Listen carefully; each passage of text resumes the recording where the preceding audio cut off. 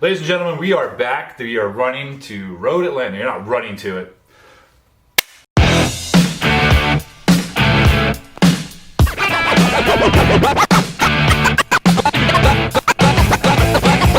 Alright, we are back, ladies and gentlemen. We are going to Road Atlanta this December 11th to the 13th for 2020.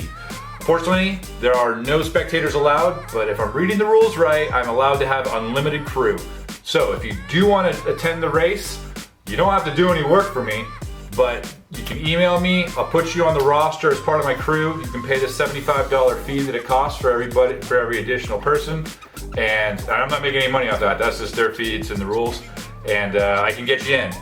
According to the rules, that's what it says. So it's normally $30 for spectators, so it's a little bit more, but it's a way to get in if you do want to attend one of the most historical races of the Lemons. Of all racing ever, because Road Atlanta is the best course in the world. Hands down, fact. Who's driving this year? You got moi, your favorite principal. You've got Joey, owner of the car. He's gonna race.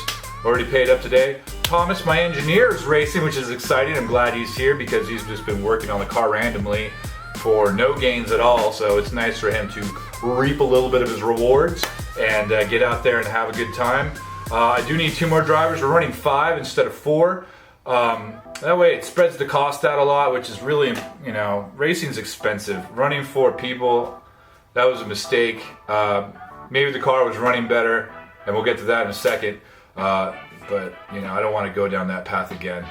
So, speaking of which, there are a couple things we do need to get done before we hit the track. And right now, today's November 9th, so it is quickly approaching. We literally got just about a month. Move the seats forward. We're not doing that because, me and Thomas are just too lazy.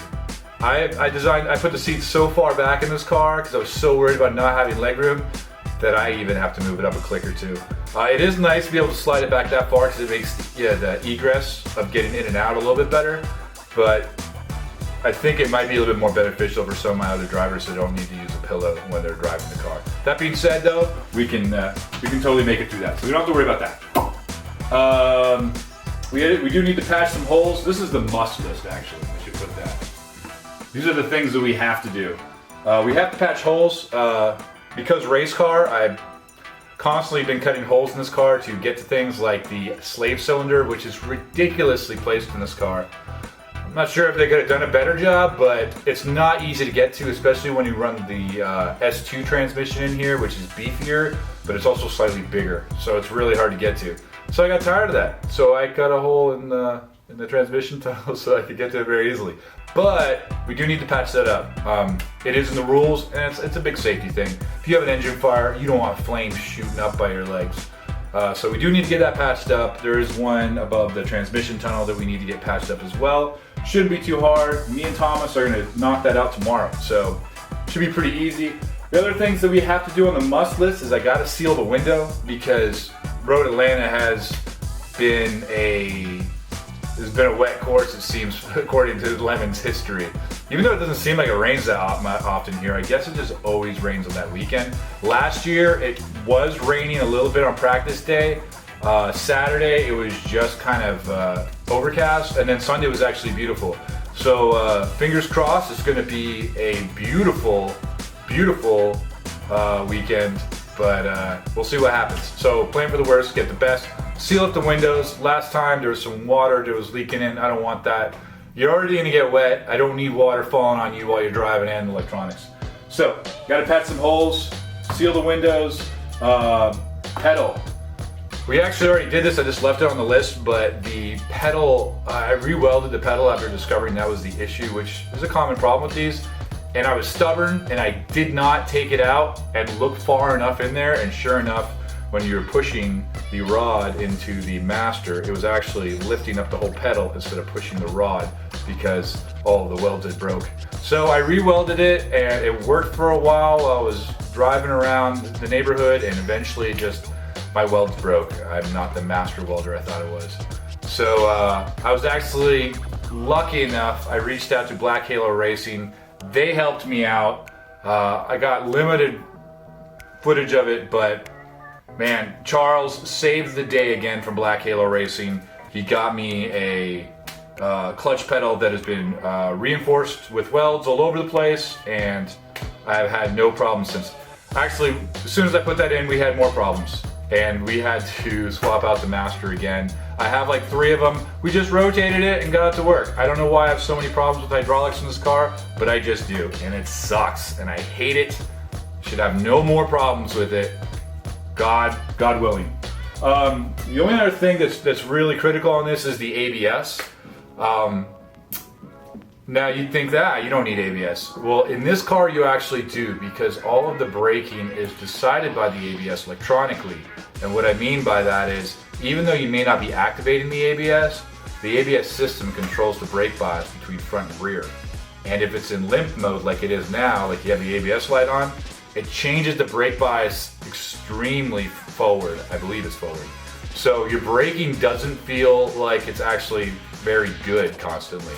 And there's also a chance for lockup. And if we lock up one of our $200 tires, we don't have any backups, you know, so that's a problem. So I gotta fix the ABS. That way at least the computer will have the brake bias under control. And if it rains, it's nice to have too. And you know, when you're swapping amateur drivers, you know, it's ideal to have ABS rather than them have to worry about, you know, releasing brake pressure and then reapplying it slowly to slow down when you're panicking and going into a turn. You know, they're gonna be in the sand trap at turn 10 with every new driver. That being said, that's another thing we need to do. So pedal, ABS, seal the windows, patch the holes. On the extra stuff, differential. Me and Thomas already did this one. What we did is I have a backup Series 2 differential, which is a 4.7 ratio versus this 4.5. That is not a huge gain. It took a long time. I'll show some clips of that in this. Big tip, take your wheel nuts off. Your axle nuts, get those off. We could not figure out why it would not go back into the differential for a while. And then as soon as we did that, they went right in. Even though we took them out with it like that, it did not want to go back in like that. So that's my master tip to you guys. Definitely do that. What else? Splitter in the front. Thomas doesn't want to do a splitter because he thinks that it's going to throw up the balance of the car if we have more downforce in the front than the rear. We do need to put something on the bottom to make sure the air goes in the radiator, because right now it's like this. As your car's going faster, you're gonna have more and more air buildup and resistance, and after a while, air is just gonna decide to go underneath instead, because there's nothing underneath our engine. You could just open the hood and reach straight down and touch the ground if you wanted to. There's no under panels or anything, and this car was in a crash in the front, so it's missing a lot of that stuff. So we need to put a piece of wood or something like that here to make sure that any air that's trapped in here gets forced in there instead of, you know, avoiding it and going down and underneath the car. And if it's going underneath the car, now you're just creating lift, which is just gonna make the car feel a lot worse, at speed especially. GPS and timing, I got Harry's lap timer. I got a high-end little GPS unit that I wanted to put in. I think it'd be nice to have a display, just so that you can see your lap times going around. I've seen a lot of other cars do it, and it looks good, and I already have everything, just need to put it in. And I would like to clean up the roll cage and paint it and take care of it. It looks like butt, and it's a little bit of sanding, and it's just elbow grease really is what I need to do there. For super bonus stuff, I would love to wrap it, but I don't know if I have the budget for the car in that. I should probably save that money in case something breaks, which it will. And yeah, but I hate this gray. And why did I change the car number? Now I gotta repaint that too. But yeah, I would like to change it. I don't like the color. Yeah. Let's not forget, I am doing this for St. Jude's Children's Hospital, so if you guys are interested in pledging or donating money for the charity, it is a wonderful cause. Some people just do a straight donation. Other people do donate per lap. You know, you can do a penny per lap, and if we do 100 laps, you donate $1 after the fact, and I'll email it to you. You can just email me a straight pledge, or you can click the link below. I do need to set it up because it expires in June, so we haven't raced since June. So I need to create a new campaign for this year. Yeah, so if you want to get weird with it, you can do like $1 for the first 5 laps and $0.25 after that. and then minus $2 for every pit stop that we do, or whatever. I don't care. If you want to have fun with the math and make some weird, wacky donation, it doesn't have to be a lot of money at all. If all of my subscribers donate $1, that's $300 right there. You know, and that's nothing for most of us. And some people aren't in a good financial situation. And if you're not, I totally get it. This is charity. You know, everybody's going to be all right as far as I'm concerned. But it does go to St. Jude's Children's Hospital, and this charity actually doesn't allow the families or the child to have to pay anything. So if your kid is sick, no matter how rich or poor you are, and the hospital takes you in, it'll take care of everything. So it's a really good cause, especially this time of year. You know, you got Thanksgiving, family, Christmas, all that good stuff. So it's a fitting charity, I'd say. Oh yeah, and I upgraded all my audio video equipment and spent way too much money on it, which was foolish, but hopefully everything's gonna look amazing in 4K. It better, or I'm gonna cry. This stuff is so expensive. Okay, love you guys. I love you guys. Oh yeah, look good. YouTube!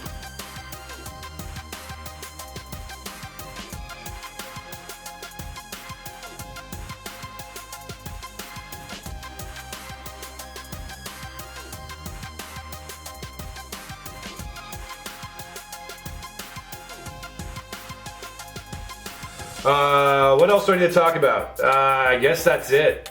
I gotta stop saying I should donate $1 every time I say yeah, that's it. So we gotta get done.